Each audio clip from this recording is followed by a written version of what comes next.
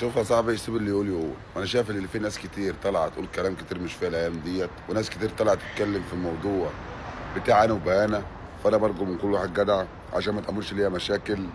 والناس اللي طالعه تقول لك السوسي هو السبب، السوسي خد ورقه وجري، السوسي خد مصلحته وجري، يا عم مشاها كده. بس برجو من كل راجل جدع عشان خاطر ربنا بلاش حد يتكلم في الموضوع ده، لان انا مش عاوز مشاكل. احنا كل واحد فينا راح لحاله بالتراضي وبالحب. لو الغلط يبقى الغلط عندي، الست دي جدعه وبنت ناس، انا اللي غلطان. فكل واحد هيطلع يحط صورتها ويتكلم عليها، دي كانت مراتي، فانا خصمك لحد يوم الدين.